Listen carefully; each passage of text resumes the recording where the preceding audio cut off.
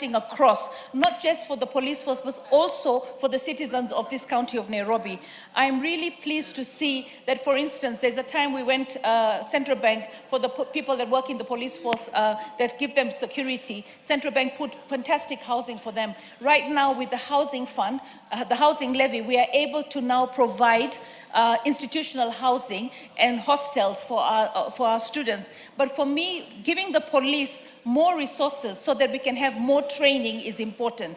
When we look at cutting budgets, we should not cut the budget for the police. When we look at creating job opportunities, we should look at how we can increase the number of the police. As the population grows, to say that you have one policeman to 500 citizens, how do you expect that one policeman in a situation where you have a demonstration to be able to manage that situation? So I feel we need to look at the police and appreciate their work. You know, we cannot tell an institution that everything is wrong about you.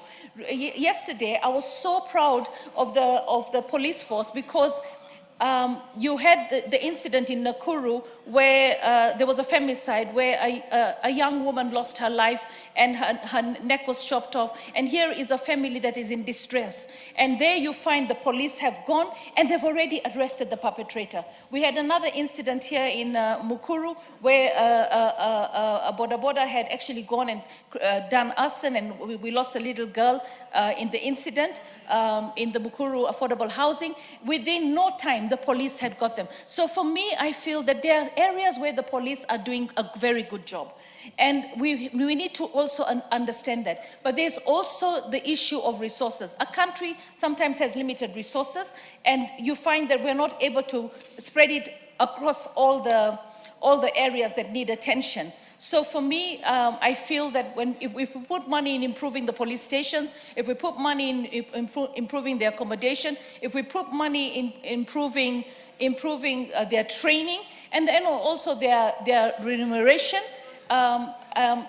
we will do well as a country. So for me, it's to appreciate the police force for what they do and to also engage with them so that we can be able, between Parliament and the institution that provides our security, to give them the very best so that they can serve wananchi well. So for me, as I stand here, I just want to say to the police force, we appreciate you.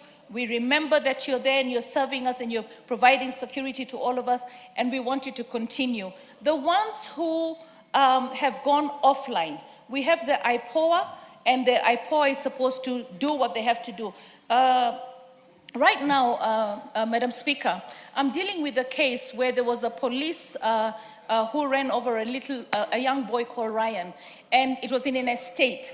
And Ryan's mother was so busy because Ryan became paralyzed from the waist down. She was so busy working, trying to save her son and trying to get him the best treatment. So she was time barred when it came to going to court. But I got her a lawyer and we managed to get the case reinstated, and now the police have been enjoined, and now Ryan is going to get justice. What I want to say is where the police force has actually done something wrong, we need to budget, all right? We need to budget for reparation so that the families that require this money, you know, sometimes something is wrong, you know it's wrong. Like for instance, if you have an accident on the road and you're two people and you know you've had an accident, you have insurance, both of you, you know who's at fault.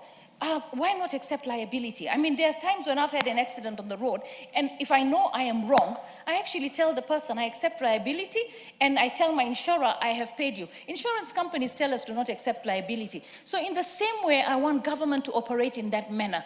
When we know that the deaths that were caused by the police were wrongful, then there's no need to make the family go through such a tiresome process to try and get compensation. We should be able to have a budget for compensation. They should be able to actually tell us that this death was caused wrongfully and we need to be able to compensate. But for me, over and all, I believe that we need to also figure out a way. I mean, these speed cameras, I know a lot of people are against it. It's currently been stopped by the courts, but we will save the police a lot of hard, unnecessary work.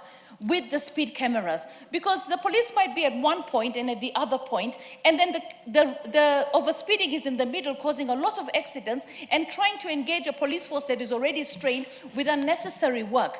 If we have the cameras, and I remember the first week that the cameras were running, quite a number of drivers, even here in our parking, had all received messages telling them you have a fine of X amount, X amount. And I said to my driver, now you know you're on your own if you're going to overspeed, so do not break any laws. So we need that discipline in the country. That if we're going to raise money from the indiscipline of Kenyans, eventually Kenyans will realize that indiscipline is costly. Once they realize indiscipline is costly, they will not be overspeeding. We will reduce road carnage.